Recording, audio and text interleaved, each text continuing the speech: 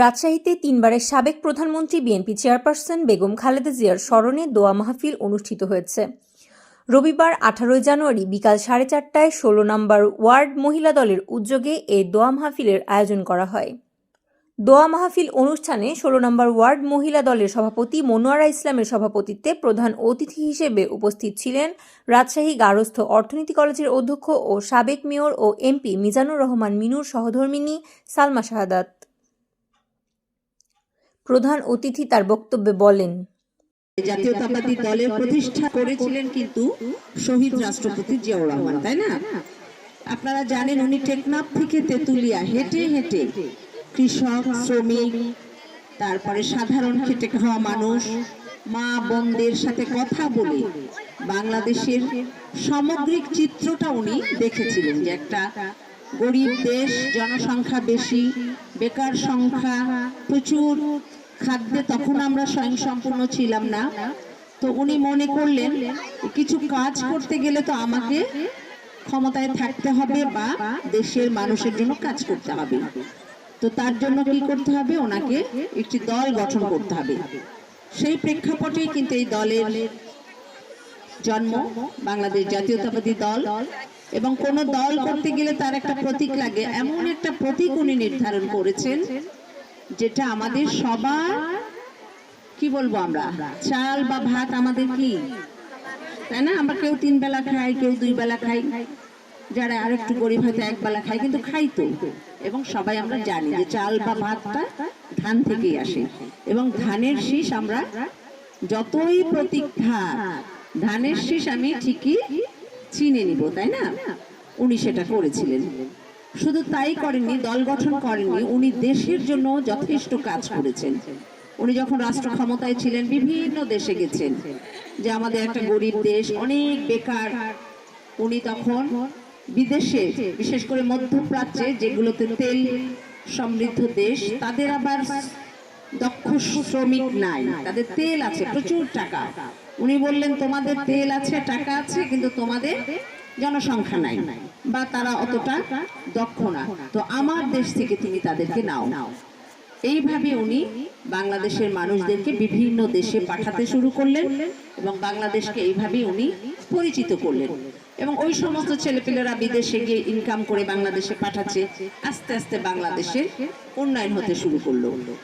আর একটা কথা আমি সবাইকেই বলেছি সব জায়গায়, যে জিয়াউর রহমান সৌদি আরবে গেছেন। আপনার তো সৌদি আরবের নাম শুনছেন না? সেখানে আমরা কি করতে যাই? হজ করতে যাই না? যার সামর্থ্য আছে হজ করে, যার সামর্থ্য না হয়তো উমরা করে, বা যারা গেছে তারা এসে তো গল্প করে। আপনার গল্প শুনেছেন সৌদি আরবের, আমাদের আল্লাহর ঘর আছে মক্কায়, মদিনায় আছে আমাদের নবীর কবর, তাই না? আমরা যাই। তো জিয়াউর রহমান গেলেন সৌদি আরবের, যিনি বাদশাহ, তা তো অনেক ধনাঢ্যশালী, তাই না? ওনাকে যে বললেন যে আমি তো বাংলাদেশের মতো একটা গরিব দেশ থেকে আসছি, আমি আপনাদের জন্য কিছু উপহার নিয়ে আসছি। কি উপহার নিয়ে আসছেন?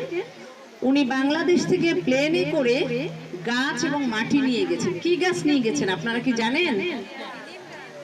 নিম গাছ।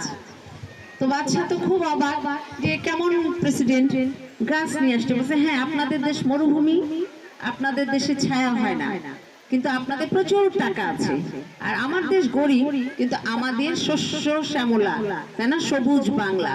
এবং আমাদের এই নিম গাছ একেবারে আবহাওয়ার সাথে সহনশীল, একটু লাগিয়ে আপনারা যদি যত্ন করেন তো দেখবেন এই গাছ আপনাদের ছায়া দেবে। তো নিশ্চয়ই আপনারা দেখেছেন আরাফাত ময়দানে সবাই এটাকে কি গাছ বলে বলেন তো? জিয়া ট্রি বা জিয়া গাছ। তাহলে এই যে একটা উনি কাজ করেছেন, যতদিন উনি মানে কিয়ামতের আগ পর্যন্ত কিন্তু উনি এটার একটা সওয়াব পাবেন বা সাদকা জারিয়া। মানে আমি এটা এই জন্যই বলতে চাচ্ছি যে ভালো কাজ করলে আল্লাহ তাআলা তার ফল দেন। তারপর তো জিয়াউর রহমান মারা গেলেন, বেগম খালেদা জিয়া তো সাথে সাথে দলের হাল ধরেননি, অনেক পরে এসেছেন, দলের প্রয়োজনে ওনাকে নিয়ে আসা হয়েছিল। তো উনি এসে ওনাকে কিন্তু খুব ভালোভাবেই যে উনি ক্ষমতায় বসতে পারছেন তা না। এই যে ফ্যাসিস্ট শেখ হাসিনা বা তার দল আওয়ামী লীগ এক বিন্দুর জন্য তাকে শান্তিতে থাকতে দেয়নি। আপনারা দেখেছেন তার নামে অনেক রকমের অপবাদ, অনেক রকমের মিথ্যা কথা সহ হেন যন্ত্রণা নাই যা দেওয়া হয়নি খালেদা জিয়াকে। কিন্তু তিনি কথা কম বলতেন, তিনি কখনো কোনো নোংরা কথার উত্তর দিতেন না। আপনারা দেখেছেন যে শেখ হাসিনা সবসময় মানে তার লোকরা বলতো যে আমাদের নেত্রী ঘুম থেকে উঠে কি করে, আগে তাহাজ্জুদের নামাজ পড়ে, বলতো না? ম্যাডাম কিন্তু কখনো নিজের এগুলো মানে এগুলো তো ধর্মীয় ব্যাপার, আমার সম্পূর্ণ নিজস্ব, এটা তো আমাকে মাইকে ঢোল দিয়ে বলতে হবে না, বলতে হবে কি? কিন্তু শেখ হাসিনা কিন্তু তাই বলতেন। উনি যত না বলতেন, ওনার যারা চেলা চামুন্ডা ছিল তারা কিন্তু বলতো, তাই না, যে উনি তাহাজ্জুদ পড়েন। তো তাহাজ্জুদ যিনি পড়েন তার মুখের ভাষা আপনারা শোনেননি? কি ধরনের মুখের ভাষা ছিল তার? খালেদা জিয়াকে বলছে এতিমের টাকা মেরে খেয়েছে, মিথ্যা একটা কথা। একটা টাকাও ব্যাংক থেকে তোলা হয়নি, মনে করেন এই ফান্ডে ছিল, হয়তো আরেক ফান্ডে ট্রান্সফার হয়েছে, তাতে উনি বললেন যে এতিমের টাকা মেরে খেয়েছে। তারপরে বাসে আগুন দেয়, জঙ্গি, এই ধরনের অপবাদ ওনাকে দিয়ে দেওয়া হয়েছে, তাই না? কিন্তু খালেদা জিয়া কিন্তু কখনো কোনো কথার উত্তর দেননি।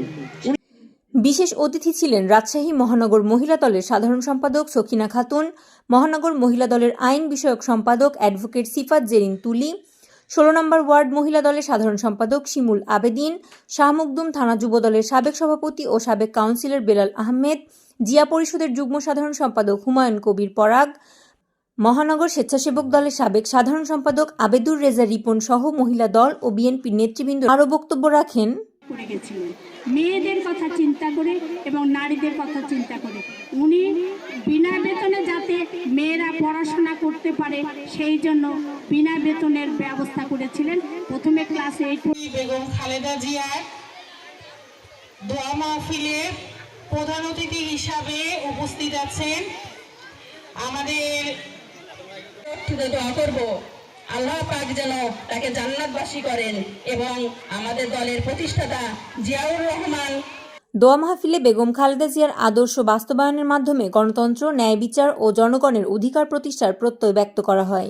জান্নাতুল মাওয়া, ধূমকেতু নিউজ, রাজশাহী।